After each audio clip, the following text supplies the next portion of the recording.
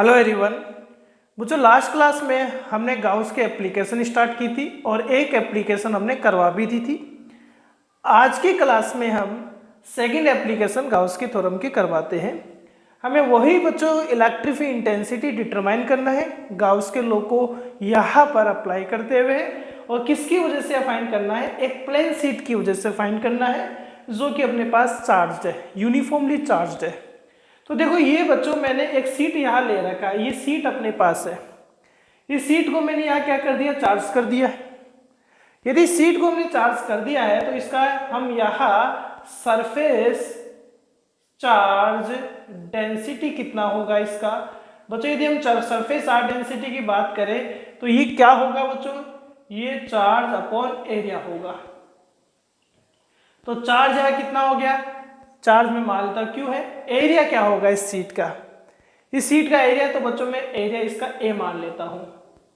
इसका एरिया हमने यहाँ एज्यूम कर लिया है। तो यहाँ यदि मान लो कि आपको टोटल चार्ज भी यहाँ फाइंड करना हो तो क्या हो सकता है, सिग्मा ए अपने पास हो सकता है भाई। अब हम यह गाउस के लॉ को अप्लाई करना था। जैसे मान लो कि ये सीट अपने पास है, ठीक है, वापस से बता रहा हूं, इस सीट को आपने क्या कर दिया है, चार्ज कर दिया है। तो सारा चार्ज का इसके आउटर सरफेस पर अपने पास डिस्ट्रीब्यूट हो रखा है। तो सरफेस चार्ज डेंसिटी हमने यहाँ सिग्मा ले लिया है।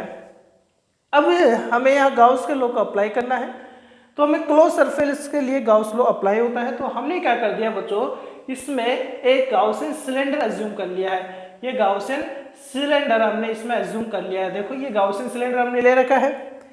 अब देखो यहाँ हमने डॉटेड कर रखा है लाइन को, यहाँ डार्क लाइन कर रखा है। इसका मीन ये हुआ कि बच्चों ये वाला जो सरफेस है ये बाहर है और ये इसके बैक साइड में है।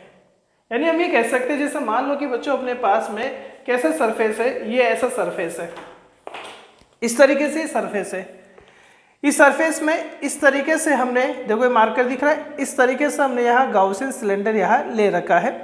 तो आप ये देखें कि ये वाला पोर्शन, ये जो मेरे साइड में पोर्शन है वो तो बाहर है, वो बच्चों ये वाला पोर्शन है सिलेंडर का, और ये जो डॉटेड से बता रखा है वो जैसे उसके बैक साइड में अपने पास है। तो हमें यहाँ इस सिलेंडर का ये पता है कि बच्चों इस सिलेंडर को यदि हम गाउसियन सरफेस से अज्यूम करते हैं और यहाँ हम अप्लाई करते हैं गाउस के थ्योरम को, तो गाउस का थ्योरम होता क्या, पहले E dot D S total charge और अपॉन परमिटिविटी। अब यहाँ फ्लक्स बच्चों बार बार हमने बता रखा कि यहाँ फ्लक्स जो होगा, इलेक्ट्रिक फील्ड लाइन जो होगा, वो यहाँ टोटल 3 सरफेस से पास हो सकता है। ये एक सरफेस ही हो गया, फर्स्ट ही हो गया, सेकंड हो गया और थर्ड ही हो गया अपने पास में, ये थर्ड वाला हो गया। तो टोटल फ्लक्स यहाँ 3 पोर्शन में अपने पास है।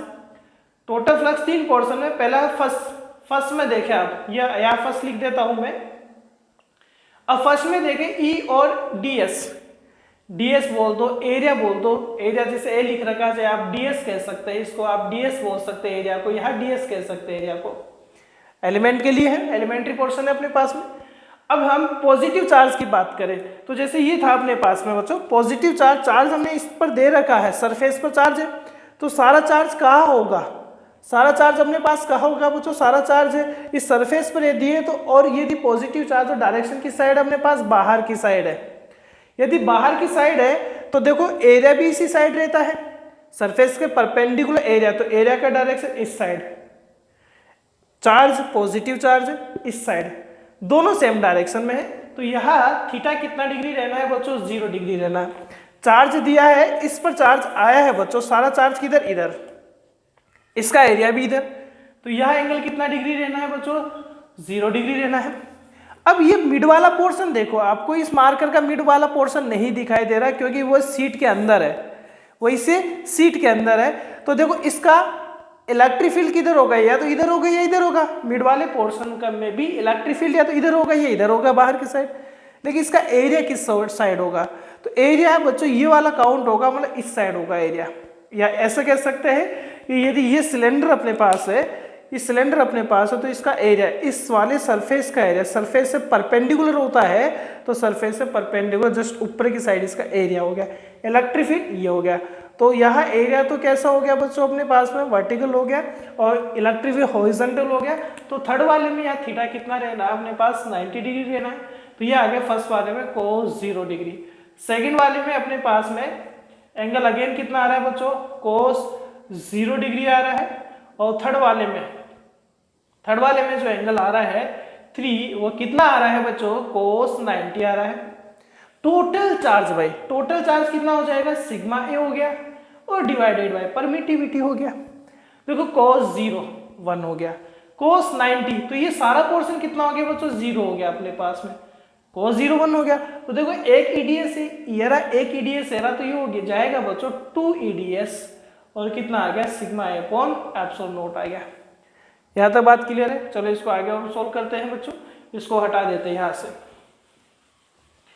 अब यदि हम बात करें, देखो 2e ds, ds यानी एरिया, एरिया बच्चों में इसका a मान लेता हूँ, ds यानी टोटल एरिया a मान लिया और ये आ गया सिग्मा अपॉन परमिटिविटी।